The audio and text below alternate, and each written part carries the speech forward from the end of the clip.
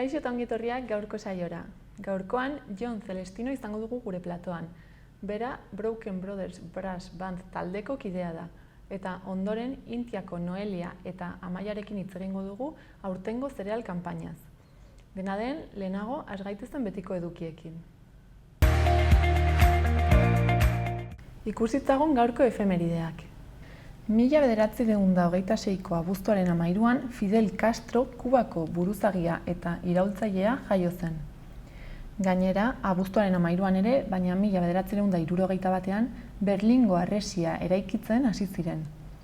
Bestalde, gaurko egunez, baina 1983 urtean Donostian Anoetako estadioa inauguratu zuten, Errealaren futbol zelaia.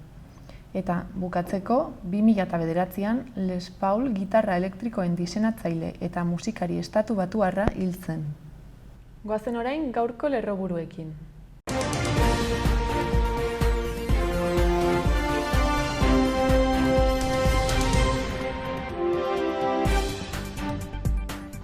Nafarroak 213 koronavirus kasu berri atzeman zituen atzo, horietatik 23 Tuteran, 10 Zizur Nagusian eta 9 Barainainen erregistratu dira. Mugikortasunaren muga selektibo abuztuaren 19 arte luzatu du Nafarroak. Lurralde koexioak Baztanen Elbeteako kale nagusiko zoladura berritzeko lanak finantzatuko ditu. Landagarapenak urteroko hitzarmena berritu du Nafarroko nekazaritza elikagaien kooperatiben batasunarekin. Nafarroko liburutegiak irakurketa kalera ateratu letrak 4 haizetara ekimenarekin. Partekatzen dugun iragan urrun baten soinu banda zuzenean esperimentatzea eta musika nola eratu den ulertzea horra Iruña Ilunabarrean zikloaren ostiralerako proposamena.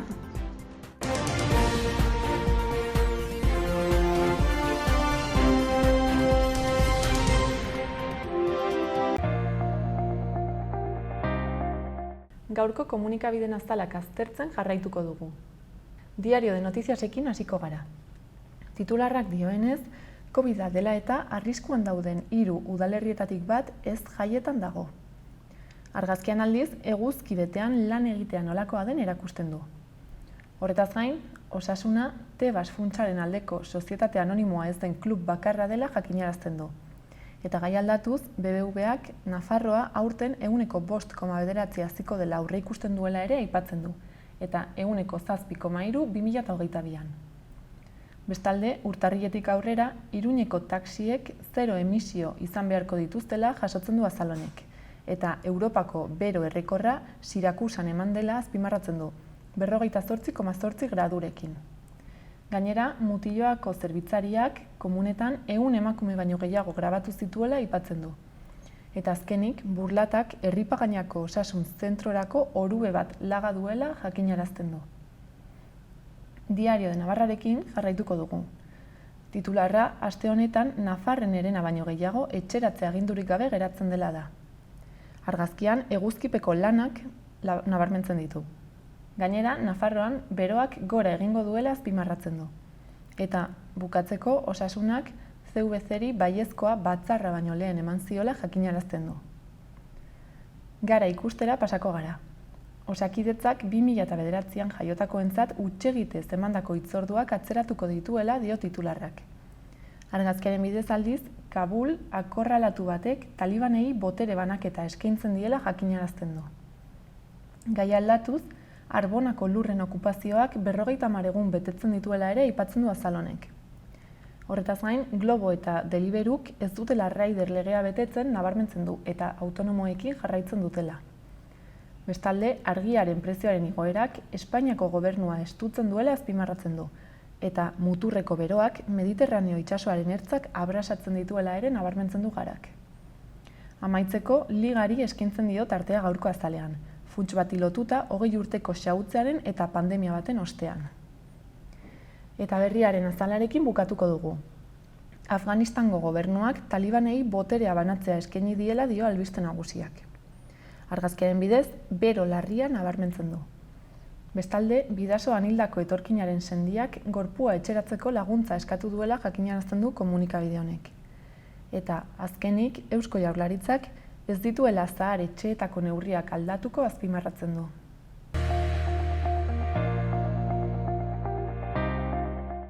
Pasa gaitezen orain gaurko eta asteburuko eguraldien iragarpenak ikustera. Gaur, ostiralean, ez da aldaketa handirik espero. Hegoaldeko tenperatura maximoak gradu pare bat baxuagoak izan daitezkeen arren, Ebro ibarrean bero egiten jarraituko du. Kostaldeko temperatura maximoetan ez da aldaketa handirik espero. Iparraldean, zerua tarteka hodeitsu egongo da, behe hodeiekin. Egunaren erdiko orduetan, ostarteak agertuko dira ziurrenik, baina arratsaldearen amaieran, hodeiak ugaritu egingo dira berriro. Mediterraneo isurialdean eguzkia izango da jaunda jabe, baina zerua ez da guztiz garbe egongo. Egunaren hasieran hodei batzuk agertuko dira eta arratsaldetik aurrera bero hodeiak garatuko dira. Bihar, larunbatean, temperaturak gora egingo du berriro eta barnealde osoan bero handia egingo du, Kantauri bailaretako zenbait leku barne. Ebro bailaran temperatura maximoak 40 gradu ingurukoak izan litezke. Kostaldean ere gradu pare bat altuagoak izango dira maximoak, baina han ez du berorik egingo. Kantauri isurialdean hodeiak eta ostarteak izanen dira. Egunaren hasieran behe hodeiak nagusi. Mediterraneo isurialdean giro eguzkitsua izango da. Arratsalde gau partean bero hodeiak agertuko dira eta zenbait lekutan ekaitzak jo dezake, batez ere ekialdean. Eta igandean, berriro ere, hegoaldean giroa eguzkitsua izango da. Ipar partean, behe hodeiak agertuko dira goizean, baina ostarteak zabalduko dira arratsaldean. Iparraldeko haizea biziagoa izango da, eta barnealderaino helduko dira. Ondorioz, bertan giroa asko freskatuko da. Beroenek nekez egingo dute 30 gradutik gora hegoaldean, eta kostaldean termometroak 25 graduren inguruan geldituko dira.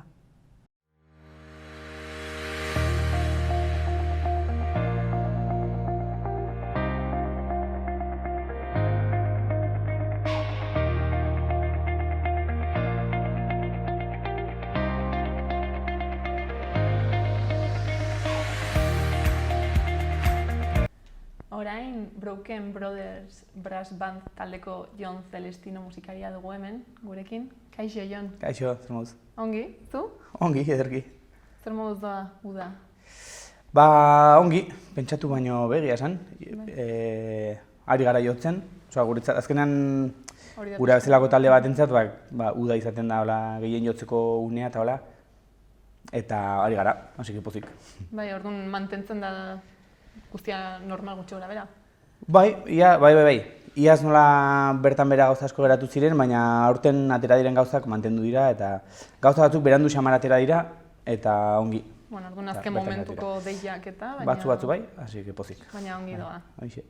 Eta, bueno, irailean, hemen Ziudadelan joko duzue. Ez dakiten 10 edo 11 ez, asteburu horretan, ostiral larunbat horretan, hemen ospatzen da, nola da, Pinpanbil jaialdia, izen bitxia, batzutan kostatzen zait. Eta, bueno, esperoan zaudete jaialdi horretan jotzeko? Bai, oso pozik gainera.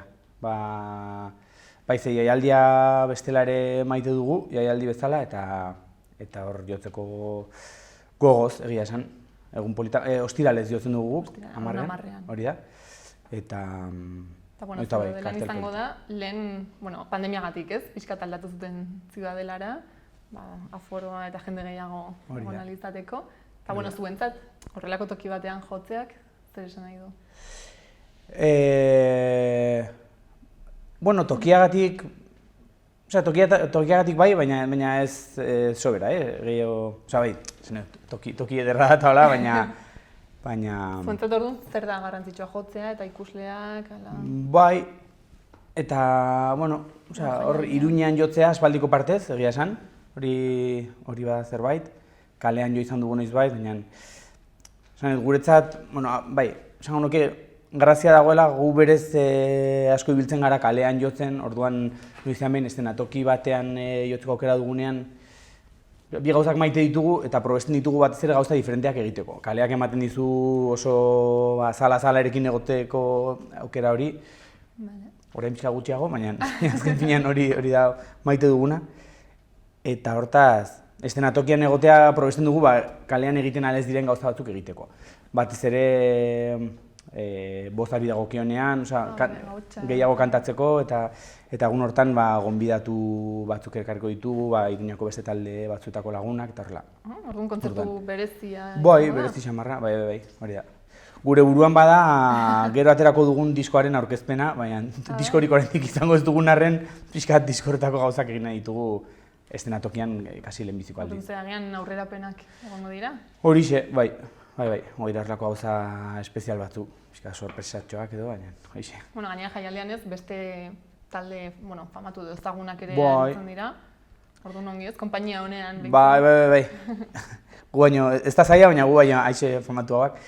Egia esan, oso pozik gara horrekin, ez da zurikeria, baina justo Anarirekin jotzen dugu, eta hori guretzat bada gauza politu bat.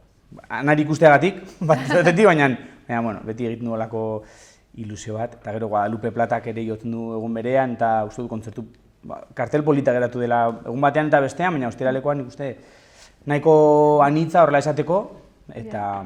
Ia da, ez, oso desberdinak zarete zuen artean jotzen duzuen taldeak. Bai. Uste dut ere jaialdiak horrela ikuspuntu hori baduela, batetik nahiko bertakoa izatea eta jende diferententzat izatea, uste dut. Ikusle guztientzat, ez? Eta aukera ona ere deskubritzeko, ez? Bai. Ez duzuen talderen bat, edo... Bai, egia esan nik horre ostiralekoak bai ezagutzen ditut, larun batekoak ezain beste, Berde Prato ezagutzen dut, baina oraindik ez dut zuzenean ikusteko aukerarik izan, eta gero jotzen duten beste taldeak ere, taldeek badute oso itxura dotorea. Horren ikusle bezala ere... Pentsatzen dut bai ez, larun batean joango garela bai. Orduan zu musikaria, baina gero aparte ere gustatzen zaizu kontzertutara joatea. Bai. Bueno, ez dut beste modurik ikusten ere, beti musika entzuten eta zuzenekoak ikusten egotea. Eta esan duzu, ez duzuela ustez, hain ezagunak zaretenik, baina azken finean baduzue ibilbide nahiko luzea ez, Broken Brothers taldeak. Bai, jotzen aspaldi danik, hori bai.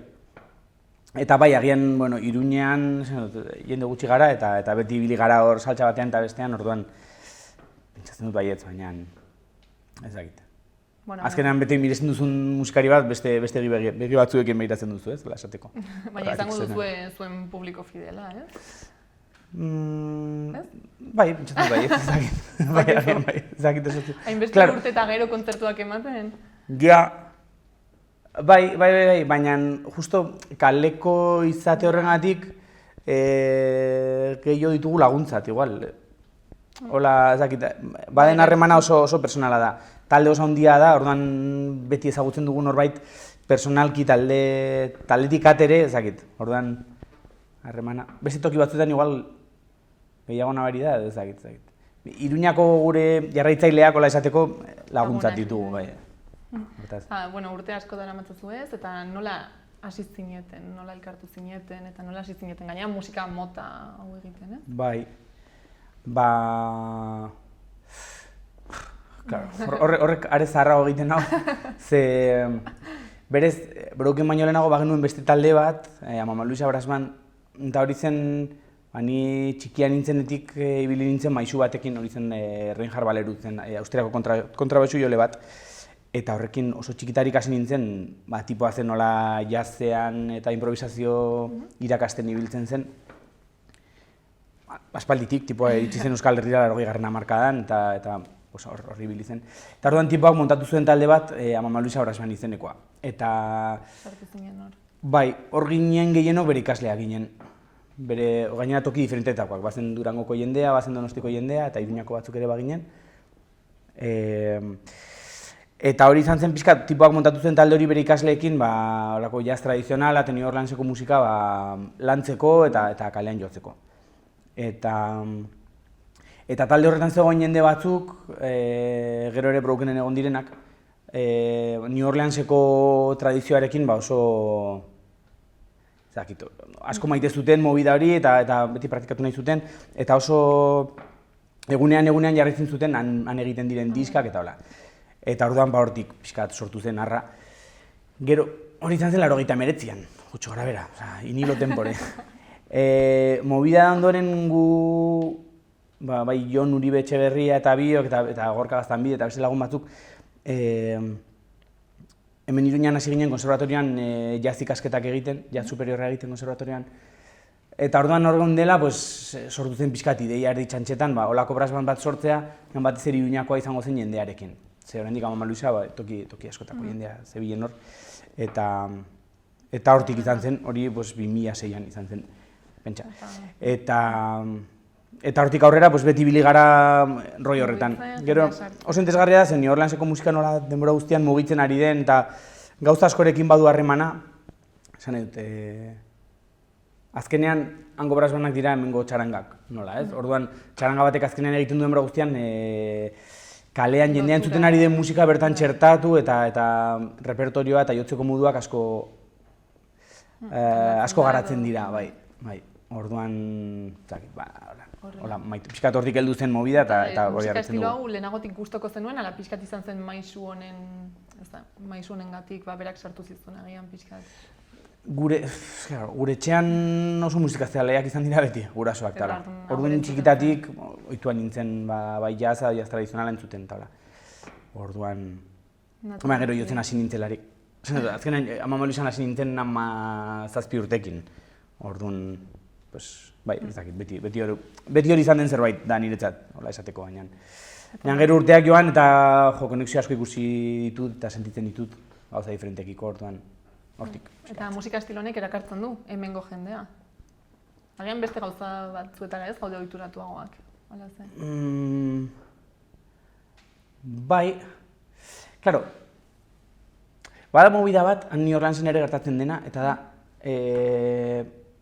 brass band musikak bere zentzu osoa du kalean, eta bertatik bertara.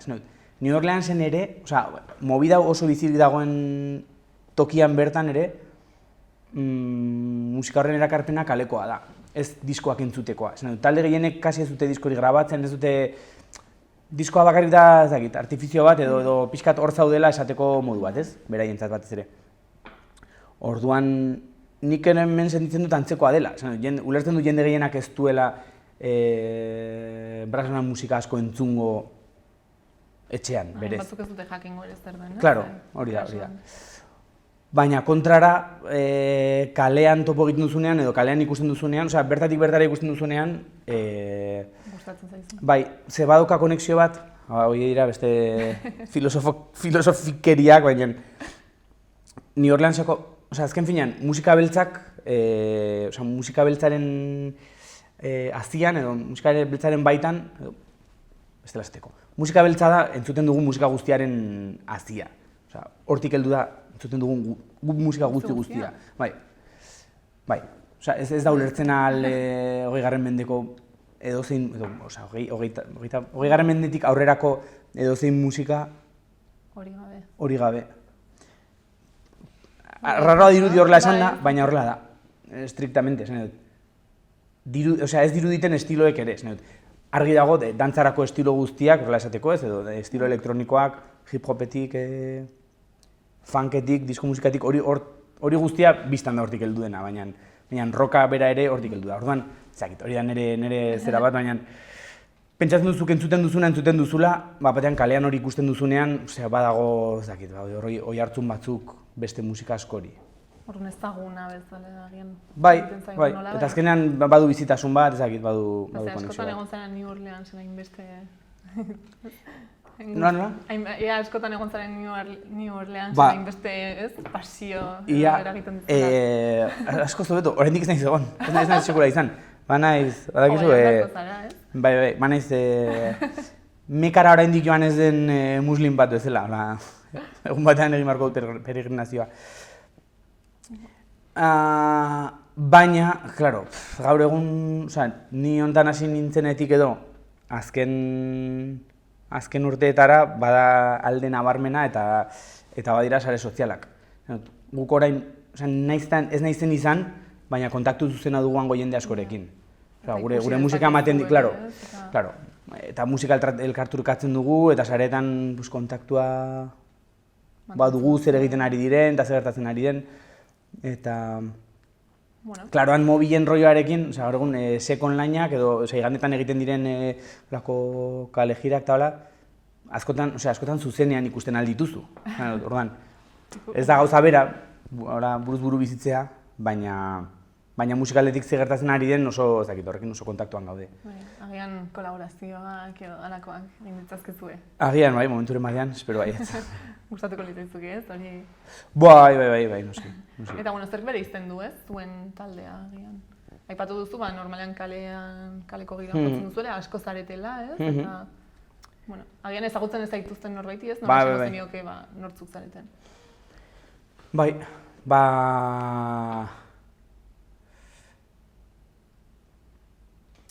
esango nuke, musika beltza egiten dugula, oroar, zen dute ze hori da azkenean gure zera da. Osea, kaleko talde bat, bai funka, bai gospela, bai jazza, bai hip-hopetik hurbilago dauden estetikak txaranga batean txertaturik, horrela esateko. Orduan horrek esan nahi du, improvisazio maila handia dagoela, eta gero gu ere saiatzen gara, osea, gure ustez, hainbeste maite dugun talde eta kultura horrekiko fidelak izateko modua, bada gu bizi garen tokiari oso txertatuak izatea. Bai, ez dugu hainbeste gaur egun beraien musika jotzen, baizik eta guk egindako musika, nolabait Iruñarekin, edo Iruñako beste taldeekin, edo Iruñako gauzekin harremana duena, edo gure ikuspuntutik, baina pixka bat hori. Askotan, hemengo taldeen bersio asko egiten dugu, estetika horretara eramanik, baina... Zuen bertsio, zuen estiloan, bai, bertsioak eta... Maitu dugu hemengo jendearekin kontaktuan egotea, orduan... Han ere asko gertatzen da hori gainera, hori da gure zera. Oso ohikoa da hango talde batek bertako rap kantante baten edo soul talde baten bersioak ematea kalean. Orduan, guk ez dugu hango soul talde baten bersioak egingo, guk egin beharko dugu ibilbediren bersio bat edo berri txarraken bersio bat edo horako mobidak. Uste dut sentitu handiagoa dutela ze dakit. Beti, gu garen komunitateko parte hori mamitzea, ez uste dut hor dagoela grazia. Baina horrela ez, agian gehiago elkartzen zaret ere herritarrei eta lotura hori ez, indartzen da nola bai? Bai, hori da pixka gure pensamentua, bai. Orduan jo, Ziudadelako kontzertuak interesgarria. Bai, nik uste baiet. Agian noiz zaitez, inoiz zentzunen zaituzten entzat, aukera bat ematea, ez? Bai, pentsatzen dut baiet, zuzenean ikusteko... Norbait ez zaio gustatzen, baina printzipioz, kontatzen duzunagatik, badirudi pixkat mundu guztiari gustatzeko modukoa. Nik uste baiet, ez da... energia handia dago eta hola, baina ez dakit, beste movida bat da, ez dago gitarrarik, hori agian bai kuriosoa dela, ez dago ez gitarrarik ez elektrikarik, orduan estenatoki batean, ez dakit, uste du ez gaude ohituratu. Bai, ez dakienarentzat zer den, normalean izaten da sorpresa. Batean, hau, beste kontu bat, baina... Beti dago ongi. Bai, nik uste baiet. Bai, burua pixkatik itzea, ez da izkildu. Eta esan duzu ez, kontserbatorioan ere aritu zinetela, beraz, maila ere nahiko altua izango duzu ez, musikari bezala. Bai, guk esaten dugu, goi mailako jazz ikasketak egin genituela, eta hala ere musika maitatzen jarraitzen dugula. Zaila da hori? Batzutan bai, iruditzen zait. Jende asko, agian hainbeste ordu sartutan akitzen dela, bai. Ez dakit. Hor badago beti herrikoia edo teknikari buruzko talka bat. Ez dakit horrelako talkarik bat den, baina niretzat garrantzitsua da, goi mailako ikasketak egiteko aukera izan nuen eta gainera Iruñan eta zentru publiko batean. Beste aukerarik nik ez nuen, ez balitz hori horrela izan. Baina uste dut horrek ez didala lausotu behar, nik musika egin nahi dut, musika popularra egin nahi dut. Kalean dagoen jendearentzat eta bizi naizen tokiarentzat. Bateragarriak izan daitez. Bai. Baina batzutan jazzaren... Claro, azkenean guk jazz ikasketak egin ditugu. Jazzaren kontzeptzioa orain jende gehienarentzat da horrelako musika klasiko, bai. Eta musika klasikoaren zatirik txarrenak hartu ditu jazzak niretzat azken urtetan. Horregatik esaten dut txantxa hori. Nik ez dut hori nahi, nik hori nahi dut eta hori maite dut, baina hori erabili nahi dut lanabes bezala edo norentzat musika sortzeko. Bueno, agian ere hori gero guk dugun ideia da, ez? Ez da hainbesterainoko izango ere jazz tradizionalaren, ez? Mundu hori. Denetik bada, baina egia esan nik inguruan dudan jende gehienari galdetzen badiot zenbat jazz kontzertu ikusi dituen azken 5 urteetan edo ze jazz disko ezagutzen dituen edo seguramente ezagutzen dituzun izenak badira 50. hamarkadan inguruan bere onena eman zutenak, hau da, orain dela 50 urte inguru. Eta hori da garatu eta desarrollatu den kanona alde horretan. Bueno, ezaldian aditzen direnak edo... Bai, baina hori, esan dut, da horrelako... Barkatu, baina bezkada pentsatzen dudana. Badu horrelako kutsu ez herrikoia nire ikuspuntuko, bai. Eta gero, horrelako jazaldiek ere ekarri behar dute bertako gauzen portzentai txiki bat, kuota bat horrela mantendu, eta hola, baina benetan ze jende ezagit. Badaude, eta nik maite ditut asko gaur egungo musikari gazte pila bat, eta gauza interesgarriak egiten ari direnak. Baina zen neurrian entzuten hori gero kalean, ni bizi naizen inguruan, jendeak zer entzuten duen horterik gutxi xamar. Orduan, ordea hori ikasketa horiek egin izana eta movida hori ezagutzeak bai ematen dit ezagutza tekniko bat musika asko entzun ahal izateko eta musika asko apreciatzeko eta musika posible berriak pentsatzeko, ez? Orduan, ezagit. Orduan hor zaudet ez zuek, ez? Horrekin pixka eta usten eta... gure alea behintzat jartzen. Bai, pentsatzen, ezakit handi nahikeria den, baina nik horrela sentitzen dut. Esan dut, gehienok hortik heldu gara edo horrekin kontaktu izan dugu, baina beste Iruñan gertatzen ari diren musika gehienak interesgarriagoak zaizkit, edo ez da eskluyentea bata bestearena, baina uste dut hor egon behar dugula, pentsatzen dut baiet. Eta Pinpanbil honetaz gain, baduzu beste kontzerturen bat orain datozen data hauetan? Bai, eta ea gogoratu duzan. Bai, abuztuaren 14ean Erronkarin jo behar dugu. Eta gero, horren astean ez, eta 28ean Leonen, Ponferradan. Eta uste dut, eta gero gerokoak ezakit. Ponferrada eta gero urrengoa uste dut Iruñako hori dela, bai. Bueno, ongi ez, orduan mugitzen, toki bat dut Bai, beti gustura. Eta esan duzu ere diska berri bat prestatzen? Viajatzeko.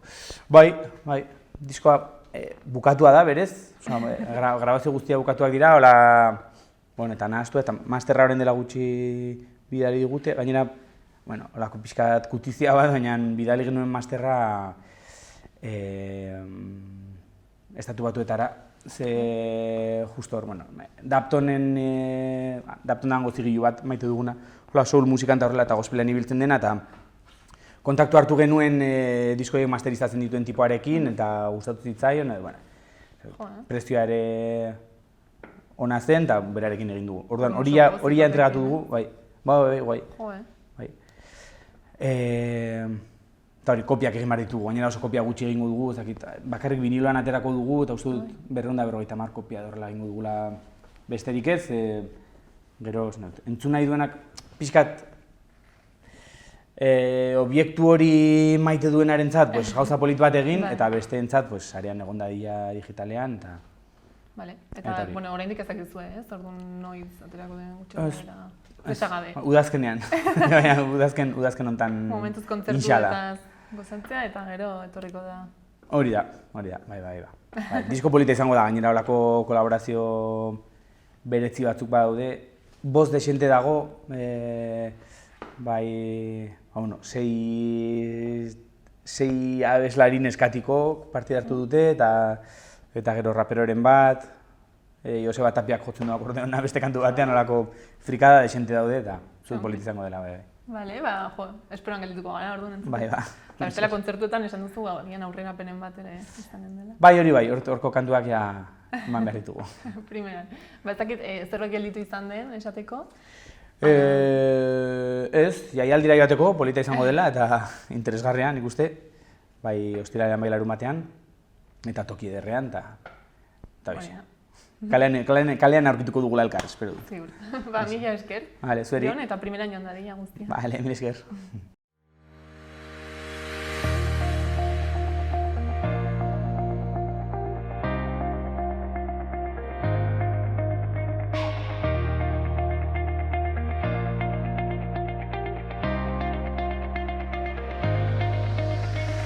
Udalerrietako albisteekin jarraituko dugu. Zizurren, eraso sexisten aurkako udako programazioa prestatu dute. 3 ekintza desberdin prestatu dituzte, eta horietan izen emateko epea abuztuaren 16tik 20ra izanen da. Abuztuaren 20ean Inkorrektas kontzertua izanen da Joli Paskualenaren eskutik, Zugadi Parkean 8etan. Abuztuaren 25ean ipuin kontaketa egonen da Arturo eta Clementina izenburupean eta Izaskun Mujikaren eskutik. Herrieneiga Parkean izango da 6etan euskaraz eta 7etan gaztelaniaz. Eta azkenik, abuztuaren 28ean emakumeak txirrindulan jarduera burutuko da. Zizurtik paseoa eta bizikletaren oinarrizko mekanikari buruzko tailerra izanen dira, 10etan Herrieneiga Parkean hasita. Izen emateak berdintasun zerbitzuan egin beharko dira. Eta horretaz gain, abuztuaren 30tik irailaren 3ra, haur hezkuntzako lehenengo mailatik lehen hezkuntzako 6. mailara bitarteko haurrei zuzendutako hiri jarduera eskaintza zabala eginen da. Honetarako, izen emateak abuztuaren 18tik 20ra egin beharko dira telefonoz. Atarrabian, Epsilon taldearen kontzertua egongo da gaur 8etan Udaletxe plazan. Igandean gainera, Airezabaleko zinemaz gozatzeko aukera izanen da arratsaldeko 8etatik aurrera Padre no hay más que uno 2 filmarekin. Eta datorren asteari begira, ostegunean Por hacer un favor kaleko ikuskizuna izanen da 8etan eta Hemendikara ikuskizuna euskaraz ostiralean ordu berean. Ezpeletaren jauregian aurrera doaz aste honetan udako arratsaldetarako kultur proposamenak, zikloetan antolatuta edukien arabera. Astelehen musikalak, asteartean kaleko arteak, asteazkenean familia guztiarendako musika eta ostegunean lantegiak eta eskulanak. Horrela, gunea atari zabaleko jardueren agertoki gisara finkatu da, abuztuko ilunabarrez eta gauez gozatzeko 20 proposamen baino gehiagoren bidez. Esate baterako, aste honetan, astelenean hainbat artistaren abestien bertsioak entzuten halko dira De Corleones banden eskutik.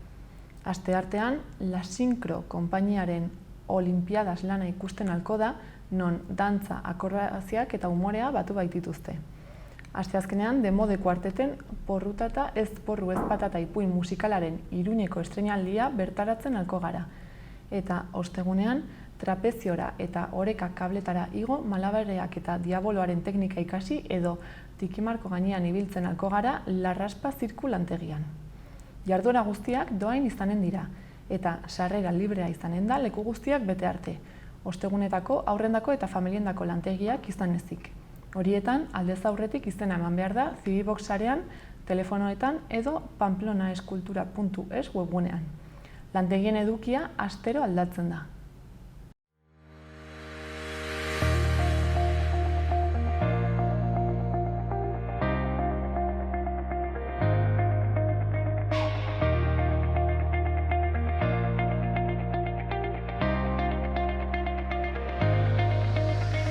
Kaixo, egunon, bikote, zer moduz? Egunon. Zer moduz zaudete? Ongi, kanpaina bukaeran. Hori ez zuek ez, Intiako teknikariak zarete, eta duela gutxi aurtengo ez, zerealen uztaren edo balantzea egin duzue publiko, eta nolakoa izan da ez, aurtengo hori, balantze hori? Aurtengo balantzea, orokorrean laburpen txiki bat egiteko, esango genuke produktibitatea beren arloan ertaina izan dela, jaso dira Nafarro osoan 731.000 tona ale, eta horrek esan nahi du, azken 34ko urteko onaretako bat izan dela. Hortaz, ongi. Eta, ere bai, aipatzekoa da, klimatologikoki nahiko komplikatua izan dela, baina guztiak bezala, guztiak ezberdinak direlako. Eta, ere bai, egon dela nahiko aldaketa handia Iruñerritik eta Erribera aldeekin. Vale. Arloan. Baina ze aldaketa esan nahi duzu? Egon dela usta hobeagoa Iruñerritik eta Erriberan, eta aurten izan da oso nabarmena. Nabaritua pilo bat. Bueno, kanpaina honen balorazio orokorra, ez? Zein izango litzateke? Esango genuke erdiko zonaldean izan dela ona, Iruñerrian ere bai, baina Erriberan nahiko txarra izan dela. Eta, nolakoak izan dira orduan aurtengo kanpainako baldintza meteorologikoak? Aipatu dituzu ez, pixkat? Bai, normalean, udaberrian ezetasun gehiago egoten da, baina aurten, martxoa eta apirilean alto lehorrak izan dira. Orduan, momentu horretan, beharrezkoa da zerealaren garapenerako ezetasuna izatea. Orduan aurten, zonalde lehorragoetan, Erriberan esate baterako, euri falta hori gehiago somatu da eta Amaiak komentatu duena nabaritu da gehiago eta horregatik uzta txarragoak izan dituzte bertan. Gero, temperaturari dagokionez, negu hotza izan genuen, temperatura baxuak abenduan eta urtarrilean, baina gero udazkena eta udaberria nahiko antzekoak izan dira. Vale. Eta orduan, zein zonaldetan ez, jaso da gehien, eta ze zereal mota? Hori, lehen esan dudan bezala, denboraldi bakoitza ezberdina da, baina normalean ekoizpena berandoaz jaisten garen enean Iruñerritik Erriberara. Eta aurten hala izan da, esan dudana, Iruñerritik usta oso nahi izan dela, beti bezala, eta aipatzekoa da, erdiko zonaldean gariaren usta oso ona izan dela. Eta kontrakoa, Erriberan, ia zelaien 40% geratu dira jaso gabe. Vale. Eta orduan, zereal motari dagokionez, ez? Zein da agian, badago joeraren bat, eta geroz eta gehiago landatzen da zereal konkretu bat, eta nola egiten da hori, nola doa? Historikoki garagarra izan da ohikoena, baina, azken urteotan ikusi dugu nola parekatzen ziren eta justo aurten lehenbiziko aldiz gariak irabazi du 46% azalerarekin. Orduan, aldaketa honen arrazoiak, alde batetik gari barietateak hobeki egokitzen dira Nafarroako eskualde batzuetara eta beste alde batetik belar txarrak kudeatzerako orduan gariak irtenbide edo aukera gehiago eskaintzen ditu. Orduan uste duzue denborak aurrera egin ahala, geroz eta gari gehiago landatuko dela, agian berriz ere aldatuko da joera hori eta beste zereal motaren bat etorriko da. Normalean parekatzen dira eta gure ustez ez dela asko aldatuko. Geratu da ia horrela. Normalean da erdia eta erdia eta aurten izan da garia gehiago Noeliak izan duelako agatik. Baina datorren urtean gure ustez jarretuko du berdin edo jaitsiko da pixkat. Eta, bestalde ez, zuek ere baliatzen duzuen nolabait probak gauza berriak probatzeko, esperimentaziorako, eta aurten alor horretatik zer izan da egin duzuena? Kontatuko pixkat ea zer egiten dugun gure esperimentazioa jendeak jakiteko hori zer egiten dugun eta nola egiten dugun. Azkenean oso datu honak ateratzen ditugu eta esango dut pixkat nola egiten dugu hori egiteko. Alokatzen ditugu hainbat zelai Nafarro osoan, Iruñerrian, erdiko zonaldean eta Erriberan, alokatzen dizkiegu nekazariei. Eta hor, jazten ditugu gure entsaioak. Eta nolakoa dira entsaioak? Ereiten ditugu. Pastero batzuk direnak bat erdiko metro, bide 10 metroko neurrikoak, eta hor ereiten ditugu barietate guztiak. Lau aldiz, errepikatuak, izateko datu fidegarriagoak. Eta urtean zer joten gara astero, Joten gara sarritan ikustera nola azitzen diren, ze gaixotasunak kaltetzen dieten, ze nolako guzta ateratzen den bakoitzatik, eta gariaren kasuan adibidez egiten dugu ere bai, neurtzen dugu kalitatea jakiteko ea gai den egiteko ogia edo ez. Hori egiten dugu varietate guztiekin, ehunakekin, zelai guztietan, eta hori, laborantza guztiekin. Vale, eta aurten egin dituzuen proba hoien emaitzak edo zeintzuk izango lirateke edo valorazioa? Valorazioa? Beti, ateratzen ditugu emaitza pilo bat, baina tendentzia da garian lortu dugu potentzial produktibo oso handia, eta orain bederatzen ari gara lortzeko osasun gehiago, zen nahi dut. Lortu behar ditugu varietateak, hain sensibleak ez direnak gaixotasunekin. Gai direnak aurre egiteko gaixotasunei. Ze azkenean ekoizpena ja daukagu, oso altua dena gainera, baina lortu behar dugu erabiltzen fitosanero gutxiago, fungizida gutxiago. Vale, orduan probatzen dituzu ez, gari mota desberdinak edo? Bai, hori da. Vale. Eta, Nafarroan ez, zerealen sektore honek zenbaterainoko garrantzia du? Nik esango nuke sektore ezinbestekoa dela. Herriberan badaude beste laborantza mota batzuk, baina beste zonaldeetan laborantza nagusia da. Eta, hori da, hemen ditugun lur motak oso ongi egokitzen direlako laborantza hau izateko. Orduan, hori, ezinbestekoa. Eta salmentak nora bideratzen dira?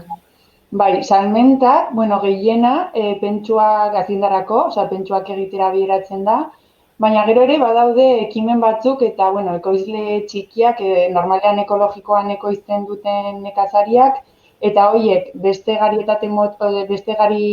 varietateak jartzen dituzte, eta erabiltzen dute ogia egiteko edo bertako produktuak egiteko, orduan gehiena pentsuak egiteko, baina beste ekimen eta erabilera batzuk badaude. Eta adibidez, pentsuen kontuan hori zer da Nafarroan, ala gero ere kanpora eramaten dira? Bai, kanpora eramaten dira, ez, Amaia? Bai. Eta, nola funtzionatzen du pixkat, ez, zerealen kontu honek? Urte osoan zehar landatzen da, ala garai batean, edo gero aldatzen dira, ez, motak, edo nola da? Oso zikloa luzea du, lanak irauten du ia urte osoa. Eta, hasten da irailean koltza erintzarekin, eta gero bitartean lantzen dute lurrak, gero ereiteko urrian eta azaroan ereiteko zerealak. Gero, landareak neguan geratzen dira lo bezala. Eta gero neguaren bukaeran hasten dira, eta botatzen da ongarria, gero udaberrian ateratzen dute buruska, eta uztailaren aldean egiten da uzta. Batez ere Iruña herrian, eta erdiko zonaldean. Beran, herriberan eta hortik hasten da ekainan, beroagoa delako. Horten, aipatzeko da ere bai, Iruña herrian bukatu dute uzta abuztuan. Orduan beranduago, ez? Inoiz baina beranduago. Eta berehala hasiko dira berriro, lurra landatzen. Bai, orduan ez dago deskantsu handirik. Ez dago. Eta aipatu dituzu lehen ere ez, zerealek gaixotasunak izaten dituztela, eta aurten zeintzuk izan dira gehien izan ditugun gaixotasunak? Zerealek jasotzen dituzte hainbat gaixotasunak, baina batez ere dira onjoak. Eta normalean gariari, garagarra baino gehiago kaltetzen diete. Eta, aurten dugu izan oso urtea proposamena gaixotasunak garapenako. Ez dugula izan gaixotasun asko, eta gainera nekazariek aukeratu dute oso varietate onak. Zentzu horretan. Orduan beste urteetan baina hobe. Bai. Adibidez, gariaren arloan beste urteetan aukeratu dute varietate bat oso produktiboa dena, baina oso sensiblea dena Troia Mariaren aurre, eta aurten aukeratu dute beste bat deitzen duena filon. Eta hori oso produktiboa da ere bai, baina ez da egin sensiblea, beraz? Hori, alde batetik ez dela urte aproposemena izan gaixotasunen garatzeko, eta bestaldetik aukeratu dutela ongi. Eta denaren gaixotasun horiei aurre egiteko moduren bat dago, ala gertatzen dira eta onartu behar dira eta listo. Badaude gauzak. Burura etortzen zaigun lehenengo gauza dira produktu fitosanitarioak, baina beste gauza batzuk ere badaude eta, neurri preventiboak, ez? Esaten diegu. Adibidez, errotazioak egitea, ez bakarrik jartzea garia eta garagarra, beste laborantza alternatiboak sartzea, koltza, ilarrak, babak eta bar. Gero ere, Amaiak komentatu duena, barietateak, ikerketa pila egiten dira barietateekin eta badakigu batzuk besteak baino behar diela gaixotasunei aurre egiteko. Orduan, hori ere kontuan hartu behar da, eta gero ja, produktu fitosanitarioak erabili behar badira, jakin behar dugu zehazki noiz aplikatu eraginkorrak izateko. Eta horretarako, intiak eta aholkulariek egiten duten lana ezinbestekoa da. Vale. Gainera, aurten ez, balantze hau edo, streaming bidez ere eskaini duzu ez, eta zer dela eta nola joan da ez, jendea adi egon da ez, pantaiaren beste aldean hau ikusten. Bai, eske jardunaldi hau oso importantea da. Intiak daramatza 40 urte ekintza hau egiten, hasieran ITG Cereal, gero ITG Agrikola, orain Intia bezala. Eta oso importantea da sektore honetan, ze azkenean laguntzen diezu gerentei eta nekazariei planifikatzeko hurrengo denboraldia. Eta beti egoten dira oso adi.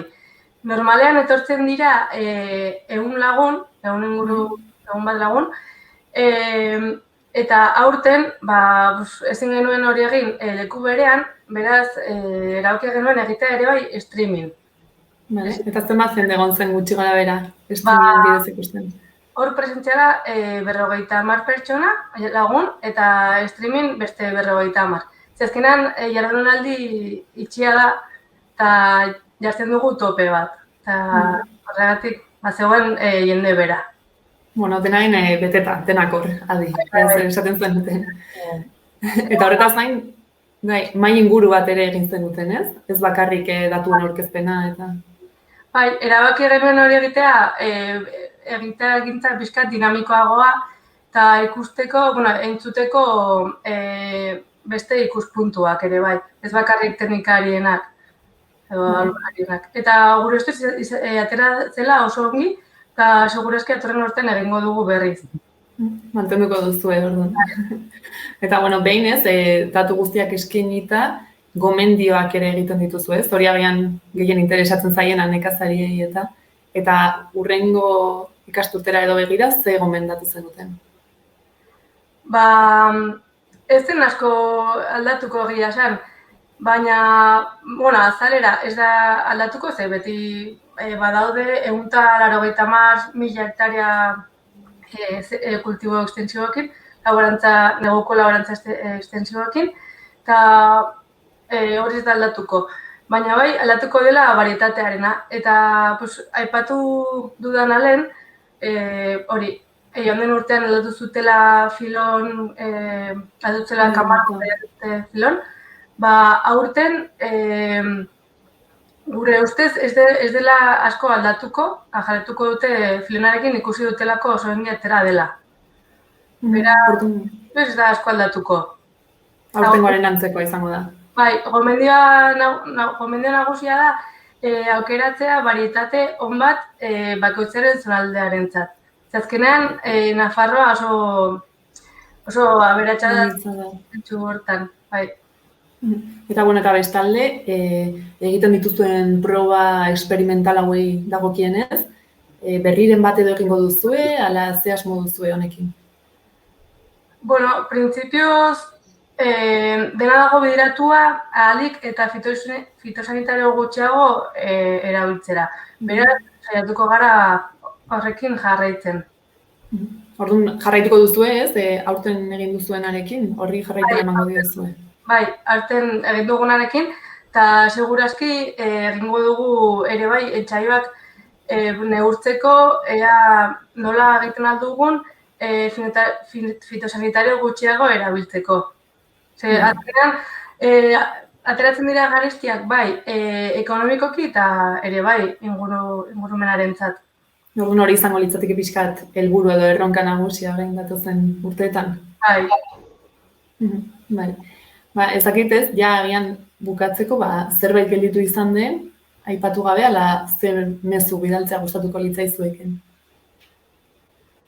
Bueno, esan beharko dugu, eta esan nahi dugu, nekazari baten edo norbaitek baldin badu zalantzaren bat edo zein gauza, hemen gaudela erantzuteko, eta hori, daukagula oso datu honak, enpresa publikoa garelako eta ez gaudelako enpresa baten interes ekonomikoen menpe, eta horregatik hemen gaude datu publikoekin eskin. Aipatu nahiko nuke jardunaldiaren garrantzia. Lehen amaiak esan duen moduan, hainbat urtez egin da, eta gero eta interes handiagoa sortzen du. Orduan, hori urtean zehar, jende askoren lana behar da egiteko eta datuak jasotzeko, amaiak adibidez lan handia egiten du. Orduan, hori, aipatzea bakarrik eta azpimarratzea lankideen lana, hau aurrera atera izateko. Primeran, mila esker, bikote gurekin hitz egiteagatik. Eta primeran joan dadila guztia aurrengo kanpainan, ere? Bale, mila esker. Beste bat arte. Aio.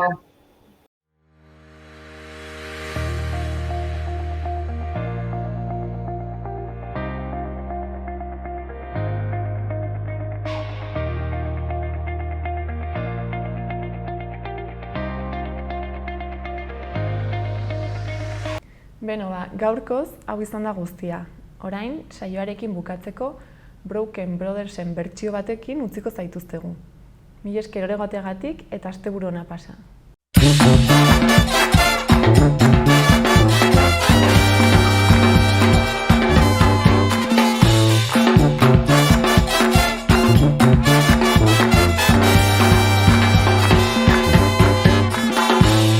Ostiko bota digute artean,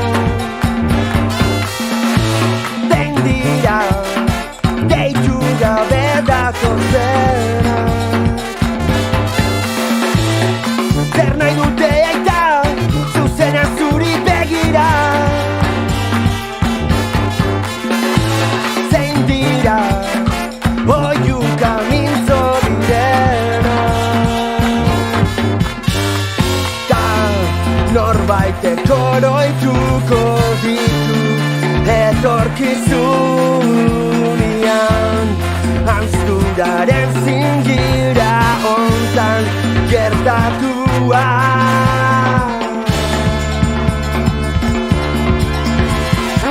Ikara bortxaren bigarren urtena, zein dira deitu gabe datozenak. Gogoan dut orain aspaldiko aholkua, ez dira erraren mirabe dena. Norbaitek oroituko ditu etorkizunean, hanzturaren zingira hontan ditu dituztenak. Abesti berriren batian, zuaitzaren azaletan, argaren zilarruretan, iruntzetan.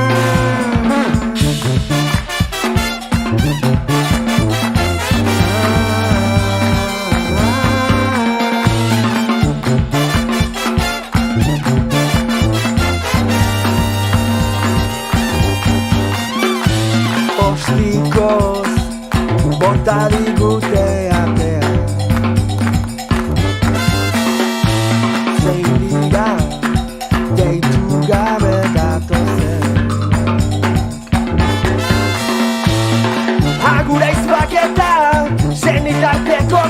tokia. Agur lagunak da, jolasten ginen tokia. Adio, enela raga maitea. Da, norbaitek oroituko ditu etorkizunian. Hansturaren zingira hontan ito dituztena. Abesti berriren batian, zuaitzaren azaletan, herri berako izarretan, Nafarroa.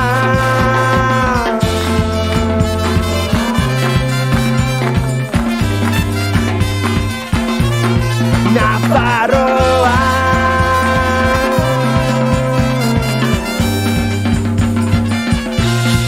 Nafarroa.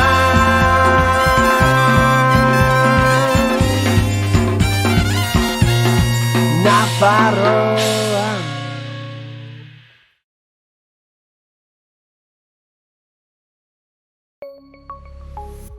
Gobierno de Navarra. Nafarroako gobernua.